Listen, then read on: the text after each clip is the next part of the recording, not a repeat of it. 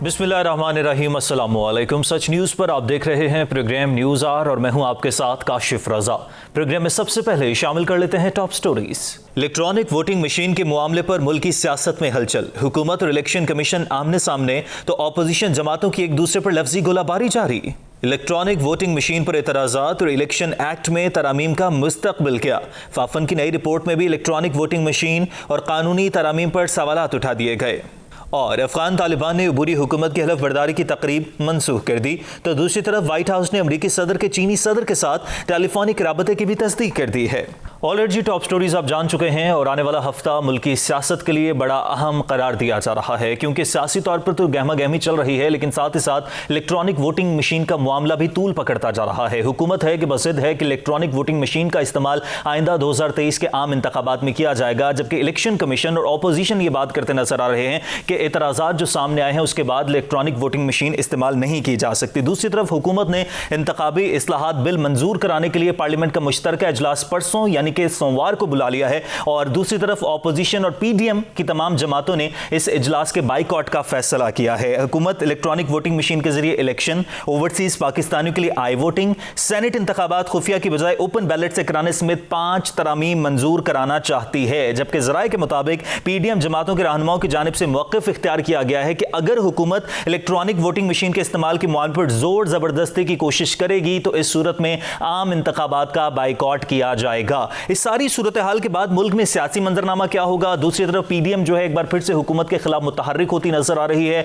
बाकायदा तौर पर 26 सितंबर को कहा यह जा रहा है कि पीडीएम ग्रैंड कन्वेंशन का इन्नकाद करेगी। दूसरी तरफ जो पार्लियामेंट का मुश्तरका इजलास होने जा रहा है उसका भी बाइकआउट कर दिया गया है, और इलेक्शन कमीशन ने भी खत लिख दिया है कि इलेक्ट्रॉनिक वोटिंग मशीन का इस्तेमाल नहीं किया जा सकता। और उन्होंने जो 37 एतराज़ात हैं उनमें से 27 एतराज़ात के हवाले से तो कहा जा रहा है कि इलेक्शन कमीशन पर हैं, और 10 एतराज़ात इलेक्ट्रॉनिक वोटिंग मशीन के हवाले से हैं कि इसमें शफाफियत नहीं होगी, जो सीक्रेसी का एक फैक्टर होता है वो खुफिया रायशुमारी नहीं हो सकेगी, और दीगर बहुत सारे एतराज़ात इलेक्शन कमीशन की जानिब से उठाए जा रहे हैं। और साथ ही साथ इलेक्शन कमीशन ने जो खत लिखा है उसमें यह भी कहा है कि पहले ज़िमनी इंतखाबात में, बल्दियाती इंतखाबात में इसका इस्तेमाल किया जाना चाहिए, उसके बाद आम इंतखाबात तक इलेक्ट्रॉनिक वोटिंग मशीन को ले जाया जा सकता है। इस सारी सूरत हाल पर एक तो हम बात करेंगे, साथ ही साथ हम इस पर भी बात करेंगे कि ऑपोजिशन तो हुकूमत के लिए बड़ा चैलेंज नहीं है, लेकिन हकीकी तौर पर हुकूमत के लिए जो सबसे बड़े चैलेंजेस हैं, जिनमें महंगाई है, बेरोजगारी है, आम इंतखाबात करीब आते जा रहे हैं, बहुत कम वक्त रह गया है, तकरीबन 2 साल कोई ज्यादा वक्त नहीं होता, आखिरी साल वैसे इंतखाबात का साल होता है, तो उसके बाद क्या हुकूमत इस चैलेंज से निपट पाएगी, महंगाई पर काबू कर पाएगी, इंटरनेशनली जो चीजें चल रही हैं उनको किस तरह से टैकल करेगी। सारी सूरत हाल पर बात करने के लिए मुझे स्टूडियोज में ज्वाइन किया है सीनियर जर्नलिस्ट हैं, एनालिस्ट हैं नसीम सिद्दीकी साहब ने। सिद्दीकी साहब बहुत शुक्रिया आपके वक्त का। सिद्दीकी साहब, जिस तरह से सारी सिचुएशन चल रही है, पहले हम देख रहे थे कि अपोजिशन और हुकूमत सिर्फ आमने सामने थे, अपोजिशन की तरफ से तहरीक का ऐलान किया जाता था, लेकिन अब हम देख रहे हैं कि ईसीपी का मामला भी आ गया और बाकायदा तौर पर पीर को इजलास बुला लिया गया है। दूसरी तरफ पीडीएम ने बाइकआउट किया हुआ है। सबसे पहले तो आने वाला जो हफ्ता है सियासी तौर पर उसको किस तरह से देख रहे हैं? बिस्मिल्लाहिर्रहमानिर्रहीम, बहुत शुक्रिया। देखिए, वैसे इस वक्त जो है वो पाकिस्तान के ऊपर जो नज़रें हैं वो इंटरनेशनल क़ुव्वतों की ज़्यादा हैं, तो थोड़ी सी जो हमारी लोकल पॉलिटिक्स है वो डाउन हुई है और ज़्यादा मामला जो है वो अफगानिस्तान के सामने आ रहे हैं। लेकिन क्योंकि आपने लोकल पॉलिटिक्स के हिसाब से क्वेश्चन किया है, तो डेफिनेटली पीडीएम कोशिश कर रही है कि वो दोबारा से अपने परपुर्जे निकाले और हुकूमत को टफ टाइम दे सके, जो कि वो 3 साल में नहीं दे सकी। लेकिन पीडीएम के अंदर जो इख्तलाफात हैं वो सबके सामने आ गए कि आप देख लें कि मौलाना फजल रहमान पीपल्स पार्टी को जो है मीर जाफ़र कह रहे हैं, जब बिलावल भुट्टो शहबाज शरीफ को मुनाफिक बोल रहे थे, इनके आपस में मसाइल चल रहे थे। अपोजिशन में जो इस वक्त दूरियां हैं वो गवर्नमेंट को कोई नुकसान नहीं पहुंचा सकते। हाँ, ये जो ईवीएम वाला मसला है ये एक बड़ी गंभीर सूरत इख्तियार करता चला जा रहा है, क्योंकि हुकूमत ने इदारों के ऊपर उंगलियां उठानी शुरू कर दी हैं, जो कि किसी भी तरह मुनासिब नहीं है कि हम आग लगा देंगे और वो पैसे लेते हैं। हुकूमत को इस तरह की बात नहीं करनी चाहिए। और दूसरी तरफ अपोजिशन को भी चाहिए कि वो 2013 के इलेक्शन थे, उसमें कहा गया कि वो आरओस के इलेक्शन है, 2018 में कहा गया कि आरटीएस बैठ गया है। अगर आप ईवीएम को भी नहीं मान रहे तो फिर इलेक्शन में जो धांधली है वो किस तरह रुकेगी, और सब मुत्तफिक एक बात पे किस तरह होंगे कि ये इलेक्शन जो है वो सही तरीके से हुए। और हुकूमत को भी जल्दबाजी नहीं करनी चाहिए, क्योंकि अगर वो जल्दबाजी करके ईवीएम को ले आते हैं तो वो एक कंट्रोवर्शियल चीज़ लेके आएंगे, और उस पर भी अगर अपोजिशन अपोजिशन शोर मचाती है कि धांधली हुई है, तो ये 150-200 अरब जो आवाम का टैक्स का पैसा है, इसको लगाने का कोई मंतक नज़र नहीं आता है। तो हुकूमत को पूरी तरह चाहिए, कोशिश करे कि अपोजिशन को साथ बिठाए, जिन नुकात के ऊपर उनको एतराज़ात हैं उसको दूर किया जाए, और अपोजिशन को भी चाहिए कि वो सिर्फ हवा में टामक टोइयाँ ना मारे कि ये ईवीएम की मशीन जो है, ईवीएम जो है ये हैक हो जाएगी। हैक कहाँ से हो जाएगी, वो कौन सी उसके साथ अपने इंटरनेट के साथ मुंसलिक है, तो पहले उसको स्टडी करें क्या पॉइंट्स है, और पढ़ने के बाद जो है वो इख्तलाफात करें, इख्तलाफ बाय इख्तलाफ ना करें जी क्योंकि गवर्नमेंट ईवीएम लेके आ रही है तो जी इसको नहीं आना चाहिए। सिद्दीकी साहब, ये जो ईवीएम का मामला है उस पर 37 एतराज़ात हैं, जिसमें 27 कहा जा रहा था कि इलेक्शन कमीशन पर खुद भी बनते हैं, लेकिन ये मामला जिस तरह से पब्लिक हो गया, तमाम तरह एतराज़ सबके सामने आ गया, आपको नहीं लगता कि ये रवैया दुरुस्त नहीं था? बाकायदा तौर पर बंद कमरे में बैठकर ये सारी चीज़ें डिस्कस की जाती, उन एतराज़ात को दूर किया जाता, फिर पब्लिक के सामने ये सारी चीज़ें आती। इस मामले ने ज़्यादा कॉन्ट्रोवर्शियल कर दिया इस चीज़ को। देखिए, बिल्कुल आप सही कह रहे हैं कि ये कोई बच्चों का मामला नहीं है, ये कोई गली मोहल्ले का मामला नहीं है कि आप लड़ झगड़ रहे हैं। आप सेनेटर्स हैं, आप कौमी असम्बली के मेंबरान हैं, अवाम ने आपको वोट दे के असम्बलियों में भेजा है कि आप उनके मसाइल को हल करें। आप मसाइल को हल करने के बजाय आपके आपसी के झगड़े नहीं ख़त्म होते, तो सबसे पहले तो उनको ये सोचना चाहिए कि आपसी के झगड़े ख़त्म करें, और जो हमारे नई जनरेशन है उसको आप क्या मैसेज दे रहे हैं। तो आपको चाहिए कि जो भी इस किस्म के मामलात हैं उनको ऐसन तरीके से समझ बूझ के साथ, अगर आपका कोई इख्तलाफ भी है तो वो कमरों के अंदर रहना चाहिए, और लैंग्वेज जो आप इस्तेमाल करते हैं, आपने देखना है कि आप अपनी नई नस्ल को किस किस्म की तरबियत दे रहे हैं कि आग लगा देंगे और वो पैसे लेते हैं, आप किसी पे पैसे लेने का इल्ज़ाम लगा रहे हैं। इस तरह इल्ज़ाम नहीं लगाना चाहिए, वो भी एक इदारे के सरबराह हैं। अगर आपको कोई इख्तलाफात हैं तो आप कानूनी चार्वाई उनके लिए कर लें, लेकिन इस तरह जिस तरह आपने बताया इस तरह नहीं होना चाहिए। अच्छा, लेकिन आपको नहीं लगता कि इस सारे मामले में ने आम इंतखाबात को अभी से ही मुतनाज़ बना दिया कि अगर ईवीएम का इस्तेमाल होता है तो भी मुतनाज़ है, अगर नहीं होता तो भी मुतनाज़ है, क्योंकि अपोजिशन अपना नैरेटिव लेकर चलेगी, हुकूमत अपना नैरेटिव लेकर चलेगी। आपको क्या लगता है फिर इसका हल क्या है? देखिए, ईवीएम को वाकई कंट्रोवर्शियल उन्होंने कर दिया है। आपका तो ये तरीक़ेकार था कि आप पहले उसको ले आते किसी ज़मीनी इंतखाबात में, उसको टेस्ट करते, उसको आप जो अभी कैंटोनमेंट बोर्ड के हो रहे हैं वहाँ पे इस्तेमाल करते छोटी छोटी जगह पे, क्योंकि जब आप पूरे मुल्क के लिए एक सिस्टम को लाएंगे तो आपको नहीं पता कि वो कोलैप्स कर जाएगा। जैसे आरटीएस का हुआ, जब दिखाया गया आरटीएस का सैंपल तो वो बड़े अच्छी तरह उसने एक्ट किया, लेकिन जब एक ही दिन में पाकिस्तान में सूबाई असम्बलियों के भी इलेक्शन होते हैं, कौमी असम्बली के भी होते हैं, तो वो चौक हो जाता है सारा मामला। तो पता चला कि ईवीएम भी चौक हो गई, और जिस तरह मैंने पहले कहा कि अगर उस पर भी धांधली का इल्ज़ाम लगता है तो फिर इतने पैसे खर्च करना, तो फिर आप इसी सिस्टम को दुरुस्त कर लें जो मौजूदा सिस्टम है। तो ये दोनों की जिम्मेदारी बनती है, अपोजिशन की भी और हुकूमत की भी। हुकूमत की ज़्यादा बनती है क्योंकि वो हुकूमत में इस वक्त है, उनको चाहिए कि वो अपोजिशन को मनाएं, किसी तरह उनको टेबल पे बिठाएं और वहाँ पे गुफ्तो शनीद करें, गुफ्तो शनीद के बाद इसके मसले का हल निकाल लें। अच्छा, दूसरी तरफ अगर हम अपोजिशन को देखें तो अपोजिशन ने अब कल के इजलास का भी बाइकआउट किया है, परसों जो सोमवार को होने जा रहा है, उसके बाद 26 सितंबर को अपने ग्रैंड कन्वेंशन का इनेकाद करने जा रही है। अपोजिशन से तो हम शुरू से ही ये डिस्कस कर रहे हैं कि हुकूमत को खतरा नहीं है, अपोजिशन बड़ा चैलेंज नहीं है हुकूमत के लिए, लेकिन हुकूमत के लिए हकीकी तौर पर जो चैलेंजेस हैं, जितना वक्त बाकी रह गया उसमें उनसे निपट पाएगी हुकूमत?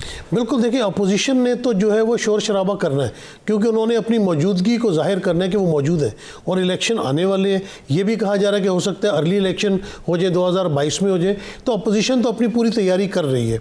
हुकूमत को चाहिए, और हुकूमत के पास भी वक्त कम रह गया, अगर अगले साल इलेक्शन आ जाते हैं तो फिर हुकूमत के पास भी वक्त नहीं है। तो इतनी जल्दी मेरा नहीं ख्याल कि ईवीएम को जो है ये एप्लीकेबल कर सकेंगे कि अपना अगला इलेक्शन जो है वो ईवीएम के जरिए मुमकिनात में है कि इलेक्शन कबल इस वक्त हो सकते हैं। हाँ, देखिए इसमें तो कोई ऐसी बात नहीं है, इसलिए कि अगर प्राइम मिनिस्टर चाहे किसी वक्त भी वो, अगर अपोजिशन तो कह रहे हैं ना कि बजट के बाद ही हम इलेक्शन का वो, अपोजिशन की तो ख्वाहिश होती है हर बजट के बाद, हर दिसंबर, हर मार्च में मार्च हो रहा होता है, तो ईद के से पहले कुर्बानियाँ हो रही होती हैं। तो ये तो डायलॉग हम बचपन से सुनते चले आ रहे हैं, लेकिन कबल उस वक्त होने में कोई हरज नहीं है और कोई कबाहत नहीं है। अगर प्राइम मिनिस्टर इमरान खान चाहें कि वो कबल उस वक्त इंतखाबात करना चाहते हैं तो वो असम्बलियों को तहलील कर सकते हैं। तो ये मतलब इसको हम ये नहीं कह सकते कि नहीं जी इलेक्शन तो 2023 में ही होगा। हाँ, 2023 से आगे भी जा सकता है, अगर प्राइम मिनिस्टर चाहें तो वो थोड़ी सी एक्सटेंशन भी ले सकते हैं। तो ये नामुमकिनात में नहीं है, इसीलिए अपोजिशन और हुकूमत हमेशा अपनी तैयारी में रहते हैं। लेकिन नून लीग अंदरूनी तौर पर जितने इख्तलाफात का शिकार चल रही है, क्या वो इतनी तैयारी में है, प्रिपेयर है कि अर्ली इलेक्शन होते हैं तो वो उसमें कम्पीट कर सके? देखिए, तैयारी में तो आपको पता है कि एकदम से भी अगर कॉल आती तो तैयार तो होते ही हैं, लेकिन आपने ये बिल्कुल सही पॉइंट आउट किया कि मुस्लिम लीग नून के तो अपने अंदर बड़े इख्तलाफात चल रहे हैं। आप देखिए कि उनके अंदर शीन मीम का मामला चल रहा है, तो ये अगर इलेक्शन अनाउंस हो जाएंगे तो फ़ायदा मेरे ख्याल से हुकूमत को होगा, क्योंकि नवाज शरीफ साहब जो है मुस्लिम लीग नून के सदर हैं, पार्टी के सरबराह हैं, 3 दफ़ा वज़ीर-ए-आज़म रह चुके हैं, लेकिन वो मुल्क से बाहर हैं। अगर लीडर मुल्क से बाहर हो तो तंजीम का वही हाल होता है जो मुत्तहिदा कौमी मूवमेंट का हुआ है, तो नून लीग को बड़ा टफ टाइम मिलेगा अगर इलेक्शन। लेकिन देखिए ना, नून लीग अंदरूनी तौर पर इख्तलाफात का शिकार है, जो पाकिस्तान तरीके इंसाफ है वो अपनी परफॉर्मेंस बेहतर नहीं कर पा रही है, तो इन दोनों के जो फ्लॉबैक्स हैं इसका पीपल्स पार्टी को फायदा होगा कुछ? पीपल्स पार्टी को कोई फायदा होना, क्योंकि पीपल्स पार्टी के अंदर अपने बड़े फ्लॉबैक्स हैं। पीपल्स पार्टी को तो आप देख चुके हैं ना, आजमा चुके हैं, और सिंध में उनकी क्या परफॉर्मेंस है। लेकिन मौजूदा गवर्नमेंट का अगर अपोजिशन की तकरीर सुने तो लगता है वाकई बड़े बुरे हाल हैं। हाँ, महंगाई एक ऐसी चीज़ है जिसने गरीब को तंग किया हुआ, लेकिन ये पूरी दुनिया में तंग किया हुआ, क्योंकि कोविड की वजह से हालात बहुत ख़राब हो गए। लेकिन उसके अलावा कोविड से पहले भी हालात कुछ बेहतर नहीं थे। हाँ, बिल्कुल आपने सही कहा। लेकिन गवर्नमेंट के जिस तरह प्रोग्राम्स है, एहसास प्रोग्राम, उसके ज़रिए बहुत लोगों की हेल्प उनके घर तक पहुँच के हो रही है। उसके अलावा ये जो सेहत कार्ड लेके आए हैं, उससे आपका एक बहुत बड़ा बोझ उतर जाता है। नहीं तो आपने देखा कि हर फैमिली के अंदर कोई ना कोई बीमार होता है और महीने में 50-60 हज़ार लाख रुपए की तो कम से कम दवाइयाँ आ रही होती हैं। तो अगर आपको वहाँ से भी रिलीफ मिल जाए तो गवर्नमेंट को ये एक प्लस पॉइंट जाता है। KPK में तो बहुत ज़्यादा पसंद किया गया है सेहत कार्ड को। अगर पंजाब में भी ये अच्छी तरह इसको फैला देते हैं और लोगों को फैसिलिटीज़ मिल जाती हैं तो फिर PTI के बैग में कुछ प्लस पॉजिटिव पॉइंट्स भी हैं। तो मतलब आगे लेके चल सकते हैं। आपके कहने का मतलब ये है कि इलेक्शन के करीब जाते हुए, जैसे हमेशा से हर पार्टी का ये वतीरा होता है कि इलेक्शन के करीब आती सब कुछ बेहतर हो जाता है, महंगाई कम हो जाती है, जो बिल ज़्यादा आ रहे होते हैं वो भी कम हो जाते हैं, सारी चीज़ें स्ट्रीमलाइन में आ जाती हैं और पब्लिक एक बार फिर से उसी जमात को मुंतखब कर ले। हाँ बिल्कुल, क्योंकि अगर देखें जिस तरह प्राइम मिनिस्टर के ऊपर कोई करप्शन का इल्ज़ाम नहीं है उनके ऊपर, बाकी पार्टियों के ऊपर करप्शन के इल्ज़ाम चल रहे हैं, अदालत में केसेस इस वक्त चल रहे हैं। बहुत शुक्रिया, सिद्दीकी साहब हमारे साथ मौजूद थे, तमाम तर पॉलिटिकल सिनेरियो पर बात कर रहे थे। ब्रेक के बाद वापस आएंगे, वापस आने के बाद साबिक सेक्रेटरी इलेक्शन कमीशन हमारे साथ मौजूद है, उनसे जरा EVM के हवाले से तफसील से बात करेंगे। हमारे साथ रहिएगा। Alright ji, welcome back. Break के बाद वापस आने का शुक्रिया। और इलेक्ट्रॉनिक वोटिंग मशीन के हवाले से तमाम तर जो मामला चल रहा है इस पर हम बात करेंगे, क्योंकि इलेक्शन कमीशन ऑफ पाकिस्तान ने सेनेट की कायमा कमेटी बराए पार्लियामेंट इमूर को इलेक्ट्रॉनिक वोटिंग मशीन के मामले पर खत भी लिखा और तमाम तर उसमें जो तहफ़्फ़ुज़ात हैं उसका इज़हार भी किया है। सेक्रेटरी इलेक्शन कमीशन साबिक मुझे प्रोग्राम में ज्वाइन कर चुके हैं कुंवर दिलशाद साहब। सर बहुत शुक्रिया आपके वक्त का। सर ये जो सारा मामला चल रहा है इलेक्ट्रॉनिक वोटिंग मशीन का, और हुकूमत अब इलेक्शन कमीशन के सामने आ गई है और इस पर बाकायदा तौर पर बैठकर बात हो सकती है, जो एतराज़ात हैं उन पर बात हो सकती है, लेकिन ये सूरत हाल तो कॉन्फ्लिक्ट की तरफ जा रही है। इलेक्शन कमीशन पर बाकायदा तौर पर इल्ज़ामात आयद किए जा रहे हैं। आप सारी सिचुएशन को कैसे देख रहे हैं? आप तो इलेक्शन कमीशन के बाकायदा तौर पर हिस्सा भी रहे हैं। बिस्मिल्लाहिर्रहमानिर्रहीम। जनाब, सबसे बड़ी अहम बात यह है कि इलेक्शन कमीशन ऑफ पाकिस्तान ने इलेक्ट्रॉनिक वोटिंग मशीन के बारे में जो अपने ख्यालात, जो अपनी सिफारिशात, तजावीज़ या एतराज़ात किए हैं वो बड़े जेन्युइन हैं, वो ज़मीनी हक़ाइक़ के ऐन मुताबिक हैं। इलेक्शन कमीशन ऑफ पाकिस्तान कोई NGO नहीं है कि जो दाएँ बाएँ से रिपोर्ट इकट्ठी करें और कौम के सामने या अखबारात में पेश करते हैं। ये एक बहुत बड़ा आईनी इदारा है। सुप्रीम कोर्ट ऑफ पाकिस्तान के वही प्रोटोकॉल और वही इख्तियारात, वही उनकी जो है लिमिटेशन है जो सुप्रीम कोर्ट ऑफ पाकिस्तान के पास। तीसरे लिहाज से हम ये समझ रहे हैं कि जब इलेक्शन कमीशन पाकिस्तान ने जो अपने जवाबात दाखिल करवाए वो खुद जमा नहीं करवाए, वो वजारत पार्लिमानी अफेयर्स ने इलेक्शन कमीशन पाकिस्तान से कहा था कि जो आपने जो है इलेक्ट्रॉनिक वोटिंग मशीन के बारे में अपने कमेंट्स पेश करें। उन्होंने अपने पार्लिमानी आदाब को पेश नज़र रखते हुए आइनी तौर पर उन्होंने मिनिस्ट्री वजारत पार्लिमानी अफेयर्स को जवाब भिजवाया। इसके साथ ही जो ताज हैदर साहब स्टैंडिंग कमेटी सेनेट के चेयरमैन हैं पार्लियामेंटेरियन पाकिस्तान के, तो उनकी तरफ से भी ख्वाहिश का इज़हार हुआ, नोटिस आया कि जनाब आप हमें इसके जवाब दाखिल करवाएं।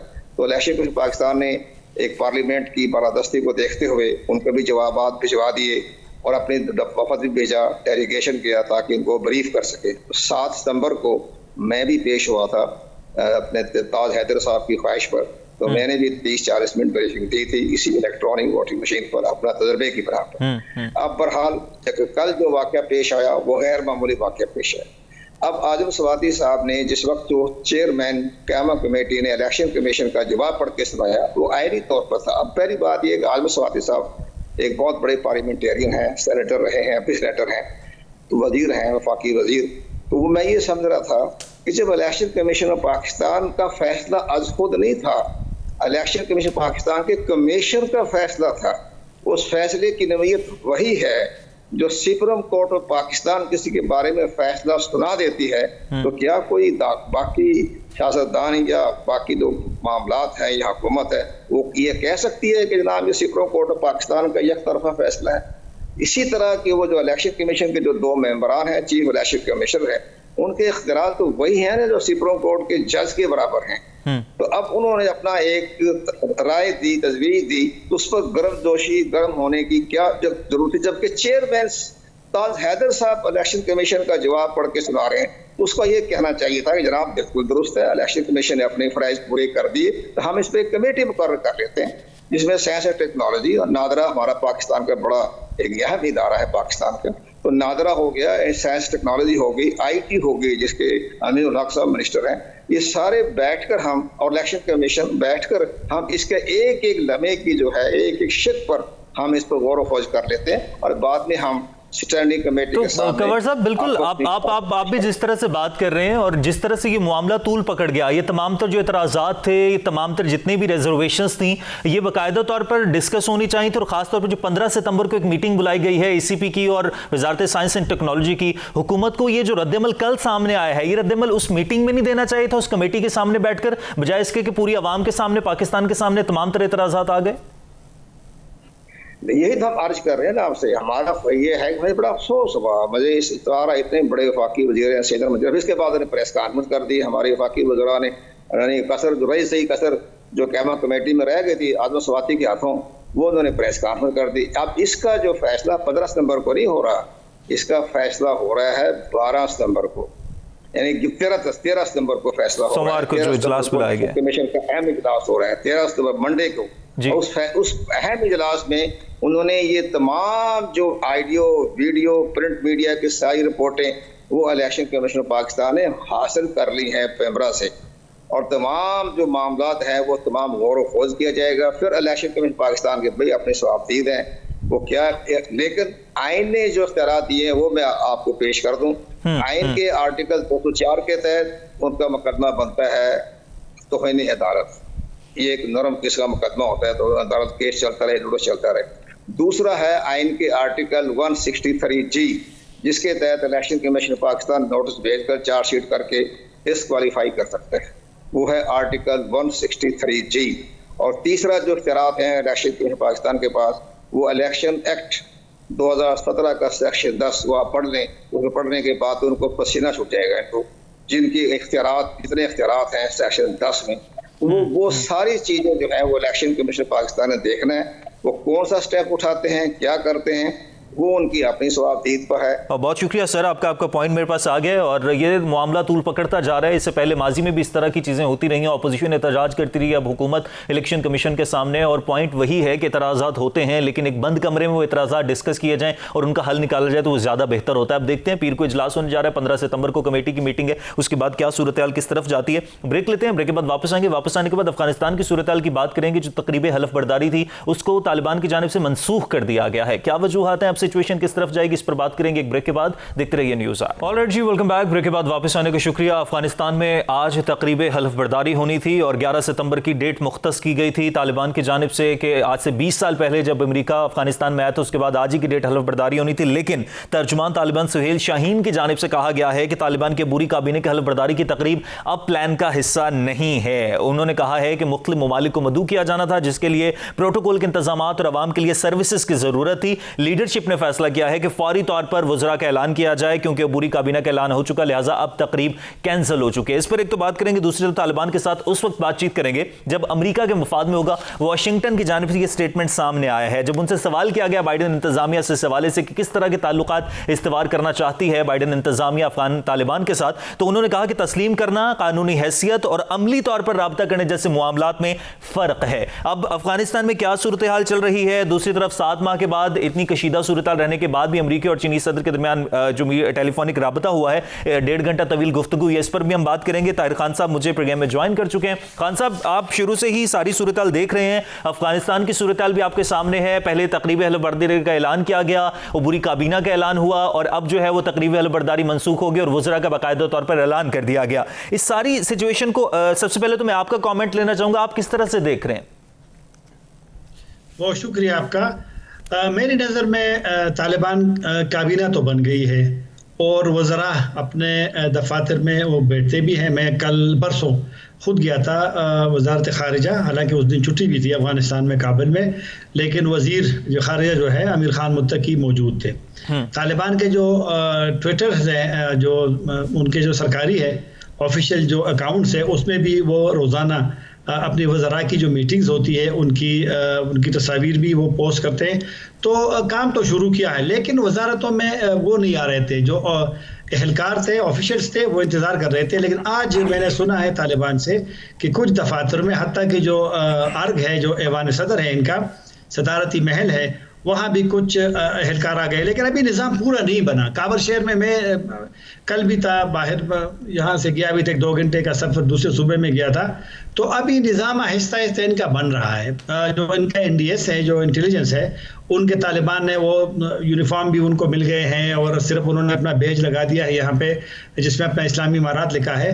तो पुलिस का यहाँ जो नॉर्मल पुलिस हुआ करती थी काबुल शहर में, वो अब नहीं है। बहुत कम ट्रैफिक पुलिस नज़र आती है। इनकी तालिबान की पुलिस अभी आएगी। तो बहरहाल निज़ाम अभी नहीं बना, निज़ाम अब बनने की उसमें है। पॉलिसियाँ भी नहीं बनी, पॉलिसियों का ऐलान होगा। वज़ीर तो बन गए हैं, लेकिन मेरे ख्याल में निज़ाम बनने में भी थोड़ा सा वक्त लगेगा। और थोड़ा सा काबुल का जो माहौल है वो दीगर शहरों से मुख्तलिफ है। यहाँ पर ज़रा थोड़ा सा तालिबान से खौफ है, अभी भी है लोगों को। तालिबान का अपना एक अप्रोच होता है, कभी नरमी, कभी थोड़ी सख्ती।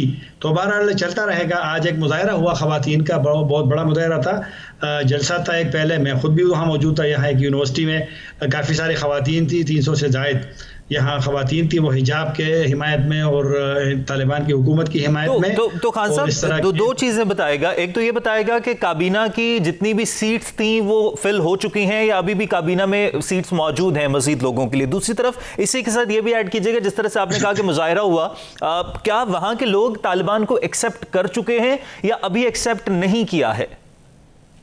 मेरे ख्याल में अभी नहीं किया है, अभी तालिबान को एक्सेप्ट नहीं किया है। इसमें वक्त लगेगा और तालिबान का इम्तिहान भी है कि क्योंकि तालिबान खुद कहते हैं यहाँ हमें काबुल में कि वो फौजी उस पे आए हैं, ज़रिए से यहाँ पे आए हैं, सियासी मुफाहमत से नहीं आए। और इनको वो इनकलाब भी कहते हैं। तो जब सियासी तौर पे लोग नहीं आते और पहले यहाँ पर एक सियासी निज़ाम मौजूद था, यहाँ पार्लियामेंट था, यहाँ पर आईन और दस्तूर था, यहाँ पर सिक्योरिटी फोर्सेस थे, तो बहरहाल वो चीज़ें अब नहीं रही। तो इलेक्शन यहाँ होते रहे, अब इलेक्शन का मेरा नहीं ख्याल। और काबीना की सीटें मुकम्मल हो चुकी हैं? हाँ, वो मुकम्मल हो चुकी है। बल्कि अभी जो कुछ हुकूमती बड़े इदारे हैं तो उनके कुछ के बाकी है। स्टेट बैंक का गवर्नर या जो उनका चीफ है उनकी तकर्री हुई है, लेकिन अभी डिप्टी कुछ मिनिस्टर तो जो मुआविन वज़ीर हैं, जिसको हम पाकिस्तान में वज़ीर मुमलिकत कहते हैं, वो कुछ बने हैं। लेकिन जिस तरह मैंने कहा कि अभी पूरा निज़ाम जिस तरह के पहले था वो निज़ाम बिल्कुल भी मौजूद नहीं है। पुलिस का निज़ाम बिल्कुल भी पूरा नहीं है। फौजी सरबराह तो बन गया है, लेकिन पिछले 3.5 लाख इस पर भी रोशनी डालिएगा कि आप वहां पर मौजूद हैं। तो काबीना में इख्तलाफात की खबरें भी सामने आ रही थी, जिस तरह से वजीर आजम के लिए पहले मुल्ला साहब का नाम था, फिर नाम तब्दील हो गया। उसके बाद जो है ये भी आता रहा कि अनस हक्कानी और मुल्ला अब्दुल गनी ब्रदर के दरमियान भी किसी किस्म के इख्तलाफात हुए हैं। तो ये खबरें दुरुस्त हैं या अफवाह थी? देखो ना, इंसानी तंजीमों तहरीकों में ख्वाह वो अपने आप को मुजाहिदीन क्यों नहीं कहे, जिहादी क्यों नहीं कहे, राय का इख्तिलाफ होता है। मैंने भी सुना था, यहाँ मैं पहले भी जब काबुल में था तो वज़ीर ख़ारिजा, वज़ीर दिफा, वज़ीर दाखिला और सुप्रीम कोर्ट के जो चीफ जस्टिस है, हालांकि सुप्रीम कोर्ट के चीफ जस्टिस की तकर्री भी नहीं हुई, तो उनमें एक उनमें मैं उसको इस तरह इख्तिलाफ नहीं कहूँ कि बहुत ज़्यादा गहरा इख्तिलाफ था, लेकिन राय का इख्तिलाफ तो होता है, हर जगह होता है। पाकिस्तान में क्या सूरत हाल है? आखिर में यह भी बताएगा कि एक तरफ तो चीन ने तालिबान की जो बुरी हुकूमत है उनको जो है वो $3 करोड़ इमदाद देने का ऐलान किया, दूसरी तरफ अमेरिका की जो है वो चीनी सदर से टेलीफोनिक गुफ्तगू भी हुई है और इतनी कशीदगी के बाद हुई है। इसको किस तरह से देख रहे हैं आप? देखो ना, दुनिया आप देख रही है कि अगर हमने अफगानिस्तान को इसी हालत में छोड़ना है, तालिबान को अगर हम इंगेज नहीं करेंगे, पाकिस्तान का शुरू दिन से 15 अगस्त जब तालिबान अंदर आए हैं काबुल, पाकिस्तान का उस वक्त से मौक़िफ़ है कि तालिबान को इंगेज किया जाए, तालिबान को ना छोड़े। और अब तो वैसे भी कोई दुनिया के लिए कोई और रास्ता नहीं है। आप देखें ना, 2 दिन जो गुज़िश्ता 2 दिनों में जो बाकी अमरीकी थे वो यहाँ से चले गए हैं, कनाडा और अमरीका। तो अमेरिका ने उसका वेलकम किया और अमेरिका ने कहा कि तालिबान ने जो वादे किए हैं वो पूरे कर रहे हैं। तो लिहाजा अगर अमेरिका और मगरबी ममालिक अफगानिस्तान को छोड़ेंगे तो रूस और चीन पर करीब आ जाएंगे। तो अब इसलिए जो इमदाद आपने बात की है, चीन की कोई और रास्ता नहीं है। पाकिस्तान का तीसरा जहाज भी आज पहुंच गया। ठीक है, अगर अमेरिका और मगरबी ममालिक अफगानिस्तान का साथ नहीं देंगे तो ऑटोमेटिकली रशिया और जो चीन है वो अफगानिस्तान के करीब होंगे। बहुत शुक्रिया खान साहब, हमारे साथ मौजूद थे, अफगानिस्तान की तमाम तर सूरत पर बात कर रहे थे। आप वहीं काबुल में मौजूद हैं। सिचुएशन जो है वो भी टाइम लेगी, चीज़ें जो है वो पॉलिसी बनाने में तालिबान को भी टाइम लगेगा, लेकिन अभी अफगानिस्तान के लोगों ने जो है वो तालिबान को एक्सेप्ट नहीं किया है। अभी भी खौफ की लहर वहां पर मौजूद है। आज के प्रोग्राम से इजाजत दीजिए, अल्लाह ने के